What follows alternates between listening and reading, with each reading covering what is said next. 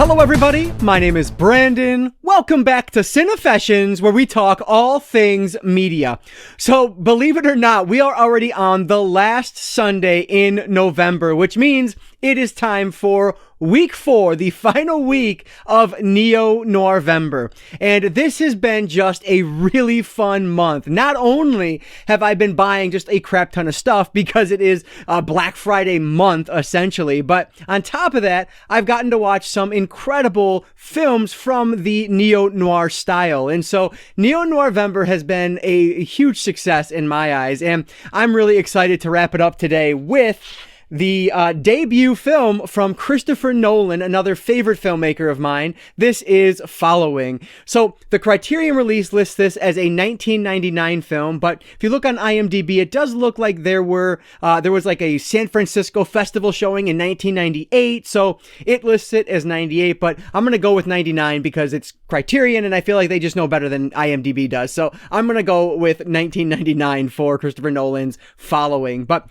this one is an interesting one, shot in black and white. It is done in a 1.33 to 1 aspect ratio, so it's full frame as opposed to widescreen, and it is definitely something we're talking about. Honestly, this will probably be the shortest review of Neo-Noirvember because this film is the shortest film I've watched. It's only 70 minutes, an hour and 10 minutes long. So yeah, they pack a lot in here though, so really excited to talk about this one. But if you guys have enjoyed Neo-Noirvember, please give this video a like down below. That really does help me out. All that engagement, comments, likes, all that helps me out a ton. So thank you for leaving those down below. And yeah, with that said, guys, let's not waste any time at all here. Let's dive right in to week 4. Let's wrap it up of Neo-Noirvember by talking about Christopher Nolan's Following. Christopher Nolan is, like I mentioned earlier, one of my all-time favorite directors. I've loved virtually everything I've seen from him up to this point. There are a couple of movies I still need to see, but Following was one of them, and so I'm happy I've now checked that one off the list. But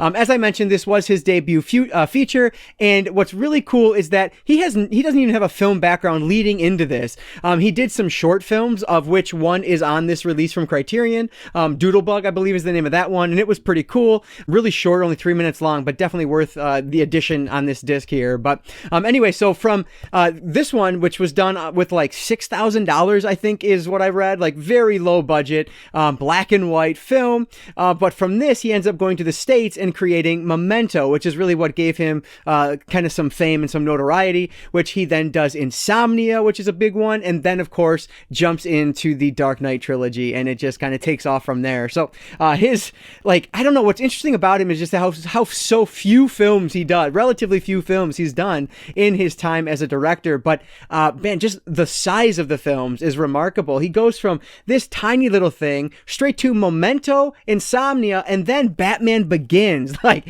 it's just a very quick ascent up the ladder, especially for someone who had no background in this. Like, I think he had an English degree, or he went to school for English, I guess. I don't know if he graduated or not, but yeah, so then he was a self-taught filmmaker. But anyway, so with Following, we are following our main character here, and he is at the beginning telling his story, and we find out that he is kind of in between jobs. He's a writer, and so he likes to basically people watch, but he takes that a step further. Instead of just watching, he starts following them, hence the title of the film. So he calls it Following, but in reality he's just stalking them. But he has these sets of rules that he likes to follow so that it doesn't get weird, basically, I guess is the best way to say it. But he starts breaking those rules slowly but surely. One of the first rules he breaks is that he doesn't follow the same person twice. Well, that's kind of what gets him into this whole film, is he does do that, and he is following him. This individual, it looks like a businessman with a, not a briefcase, but almost like a duffel bag, I guess. He follows him into this diner of some sort, and he's watching him from a couple tables away, and the guy must know that he's being followed, so he just gets up, walks right over, and sits down at the same table and says, you know, who are you and what are you doing, or something along those lines. And it just picks up from there. And so it goes in places that I never would have guessed. Like, I had no idea what this was about, but it is a crime thriller, basically. And so yeah, it just goes in, I don't want to give too much away from there, but it does go into a crime thriller story from that interaction. I'm going to talk about the acting first because there are like basically unknowns in this. These are people that he worked with on some of his short films, and then they ended up doing this feature with him. And the main character, his name is the young man. There's only one like character name in this that I was able to pick out, and that's Cobb, who is the stranger that he's following in the beginning of the film, who kind of takes him into this life of crime, essentially.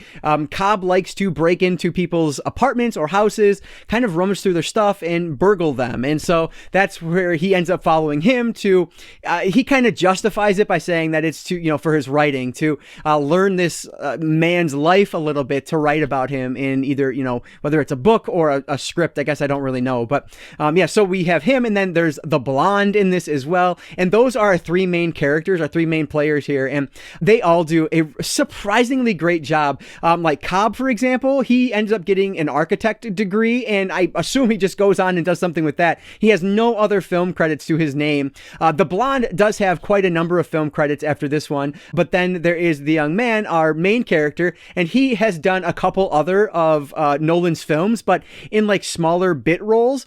Basically unknown actors at this point, and they do such a great job with everything that they're given here, because it is just like, the whole film is kind of predicated on what's going to happen next. Like, where is this going? I had virtually no idea what was going to happen. At one point, as things started progressing with like our main character, the young man, and the blonde, I thought maybe, you know, there's something that's going to happen here, and it kind of takes it in that direction, but then it pulls the rug out from under you as the film continues, and it's just like, whoa, this is much more twisty than I expected. And you know, the acting has to be there to make this all work, and boy does it. I think they do an excellent job across the board. Specifically, it's our main three characters. There are some smaller roles in this, but very few lines. There is a policeman in this who has a few lines, or a detective, whatever he is.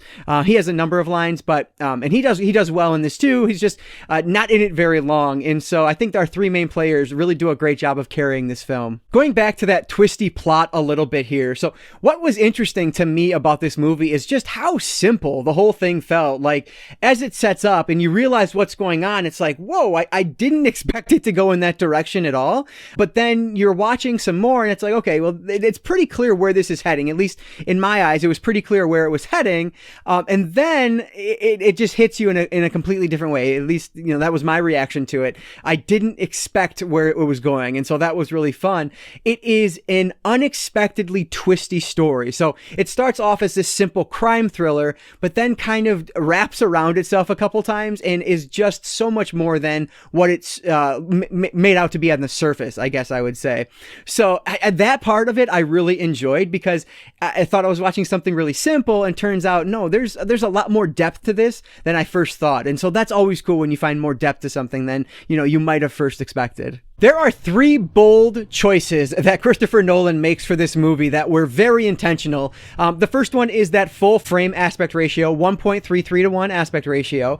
You know, this one I think helps tie in with the next choice, which is that black and white film stock that he decides to use. Now, obviously there are budgetary concerns. That's probably the main reason he did that, but it feels justified because he's trying to make a film noir, and he does that really well, and using that black and white film stock and using this aspect ratio really helps place it in a very specific time period. Now, again, this is 97, and so there are CDs mentioned all over the place because they steal a bunch of CDs from people. So that kind of takes it out of that. It's definitely not from original film noir era, but outside of that, it really does place it in that same style, and because of that, it kind of gets you in the right mood for this and the right mindset for this film and where it's going to take you. And so I really enjoyed those choices. I guess there's four actually. So the third choice would be the choice of music. Right from the beginning, there is this jarring music, and as it goes on, it's not subtle at all. If he wants you to be on edge, he's going to play this kind of racing music that gets your heart going a little bit. And I really liked it because of how not subtle it was. He was just so blunt with it, but it worked really well, even though it may not have, it shouldn't have really. Like, just the way he handled it, and the consistency with it, I think, is what made it play really well. And then the fourth thing I want to talk about is just the shooting style of cinema verite, I believe is how you would say that, where it looks like a realistic documentary film style. At the very beginning, we are in a building setting, and so it is actually a dolly shot that they use, so it's nice and steady, moving on the dolly. But then the second we start watching our main character follow other characters, it is immediately handheld. And in the special features, he talks about like it wasn't even on his shoulder handheld, he's just holding it. And so it moves a lot. Now, mind you, it's not Cloverfield moving or anything like that. It is not a found footage film, but it is definitely in that documentary style, that cinema verite style. And I think that is an awesome choice that makes it feel unique to this like film noir style that I don't normally see. And so I really liked his choices here, and those bold choices are going to, you know, what helps propel him into this superstar director that he is today. And so I think those were bold choices that really paid off. Something that I actually did unintentionally, it just was kind of a happy accident, was that all four of these films were all from very famous directors now,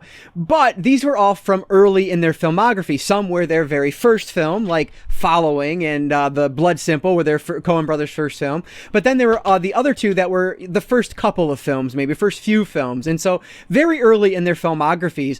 With the other three directors, when I watched their films, these early films for Neo-Noirvember, I could kind of see the DNA of that director, things that would show up later on in their later films that I know, better than I knew these films.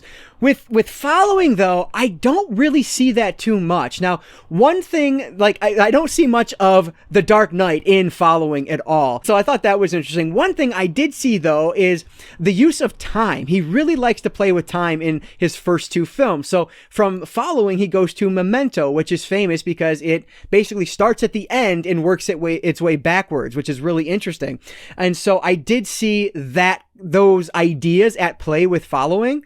And so that's really the only thing, though, because the film is not done linear. And I think that's very important to kind of how this movie is done. It time jumps a little bit. Like, you don't understand what the heck you're watching at some points in the beginning of this, and then it finally is explained to you later on. But I really like that aspect of it just because I don't know, again, it's just one of those things that made it unique and kind of kept me on my toes as I was going through this. And that, of course, is, playing with time is something he's going to do in Memento. But other than that, this really kind of just felt separate from the rest of the films I've seen from him. With Blood Simple, there was basically a scene from Fargo that was lifted directly from Blood Simple. I didn't see a scene from Dark Knight or Batman Begins in Following, if that makes any sense. The word that kept springing to mind while I was watching Following is voyeuristic, because of the things that these characters were doing. Like when they burgled these houses or these apartments, they would sometimes steal the underwear in there and do some different things. Like, I don't know. And so because of that, it just felt very voyeuristic. Like I was watching something I maybe shouldn't be because it was private. And our Cobb, one of our main characters, makes a point to talk about that toward the beginning of the film. And I think that idea kind of sticks with the entire movie as it plays on, which I thought was really cool. And so the whole thing just feels grimy and dirty, which is good because it gives it a unique feel. So not only do you have this, like the city of London playing a part in this with all these different characters that he can, come across, but you also have these very intimate moments as well. And because of that, it just gives it that dirtier feel, that grimier feel that again just makes it stand out. So I enjoyed that aspect of it as well. What I really enjoyed about Following was how it fronts as a very simple crime thriller. And when you compare it to the other three movies I watched for Neo-Noirvember, yeah, it is a very simple movie. When you compare it to Christopher Nolan's filmography, it is an exceptionally simple movie. But that said, it does its own thing. It feels unique 100% of the time, and it takes these twists and turns at the end that I thought were just so interesting and made the film very memorable. And so while this is the simplest of the four movies I watched, I still think it was really well done. Just interesting because it is the first in a director's career who will go on to do amazing, gigantic films like the Dark Knight trilogy and Inception and Tenet and things like that. And so from this to Tenet is quite a jump. And so because of that, it's worth watching. And I'm very glad now that I've seen this one. So I thoroughly enjoyed this one for what it was, and I definitely recommend it. So I am giving Christopher Nolan's Following from 1999 4 out of 5 stars. I do want to take just a minute and talk about the special features on the Criterion disc here. So fortunately this time around there was a about 30-minute interview with the director, so Nolan is on here talking about his movie. I really missed that with the game last week, but it's here, so that's cool. There is a commentary. It is only Christopher Nolan, and so those can be hit or miss. Like I always say, I don't really spend time listening to commentary tracks, but this is one that I did listen to about 20 minutes of, and it's pretty good. If you are wanting more kind of in-depth information about this film, Nolan is going to deliver that. But because it's by himself, it is going to be a little bit more dry than ones that have multiple people on it. Outside of that, you do have the aforementioned Doodlebug, his short film. It's only 3 minutes long, but it's worth watching. It's pretty cool. It does have the same main actor here, the young man. He's also playing the character in Doodlebug.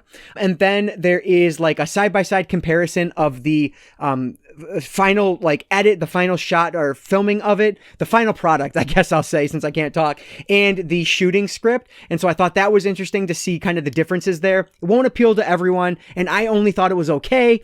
You know, nothing I'll ever go back and watch again, but it was all right. And then the other cool thing on here is that I thought was super unique, is the fact that they have a linear edit cut of this, which I think is so cool. So as I mentioned, the film is not done in, chronological order, but this linear edit puts it in chronological order, which is so cool. So I didn't have the time to go back and watch that in the linear order, but that's definitely something I'm going to revisit this disc to do at some point in my life, because I think that's just a cool idea. It's like, what if Pulp Fiction had a linear edit cut, or, some things like that? Like, what would that look like? I don't know. It's just really cool. So a really interesting ad for the Criterion Collection release that I am, again, happy to have in my collection. All 4 of these are great Criterion releases, and so this is another one that I'm happy to own. All right, so with that, we will wrap up Neo-Noirvember for 2021, and boy, oh boy, this was a lot of fun. I'm so glad that I kind of had this idea on a whim, because it has been a blast. And as I was, kind of getting ready to film this last one, I was thinking, what did I learn from doing Neo-Noirvember this year? And it would kind of be silly if I tried to make general statements on all of neo-noir based on these 4 films I watched. And so rather than that, I will say that with the 4 movies I happened to watch for this, there were a couple things that tied them all together. One, they're all crime thrillers. All 4 of these are crime thrillers in their own way. And 2, the cities play major roles in this, to a lesser extent Following, but if we weren't in London, if we weren't in this major city, he wouldn't have all these people to choose from to follow around, to stalk. And so that does play a role here. And, it also plays a role in the fact, how they're able to burgle all these people. Like, all of those things played a role. And I just love that aspect of it, because when the city becomes a character of its own, I think that is, it's just cool. I like when that happens. Now, it doesn't really happen as much in Following, but the city still does play a role. And so that is just 2 aspects, I think, that kind of tied all 4 of these together. So is that true of all neo-noir? I have no idea. I think I saw listed, like, Big Lebowski was listed as a neo-noir film, and I never in a million years would place that in neo-noir myself, but maybe it is. I don't know. But I don't remember the city playing a huge role in that, and so maybe it's not all neo-noir, but I would love to hear from you guys, because you probably know more about this filming style than I do. So let me know what are some other major characteristics of neo-noir that you guys have seen while you've been watching these films. But I'd also love to hear what your thoughts are on Christopher Nolan's Following. Is this one that you love, or do you think he gets better as his films age, I guess, or as he ages and makes later films, is what I'm trying to say there. So anyway, let me know what your thoughts are on Christopher Nolan as a director and his debut feature Following. But as always, guys, if you did enjoy this video, please give it a like down below. That really does help me out. So thank you so much for all that support and all of those comments. I love getting all your comments, so thank you for those. And as I always say, I don't just talk movies, I talk all things media, be it books, movies, video games, graphic novels. If it's media related, I'm interested in it, and if you are too, you might consider subscribing. Alright guys, so that's going to do it for today, and that is going to do it for Neo-Noirvember. Thank you guys so much for coming along on this journey with me. I really do appreciate it. I know that my review videos do not get nearly as many views as some of my other haul videos, and so if you've been here for these 4 weeks, thank you so much. It really really does mean so much to me. So thank you for that support. But that is going to do it for today, guys. So I just want to say thank you so much for watching, and I want to encourage you to consume some media today. I'll catch you next time.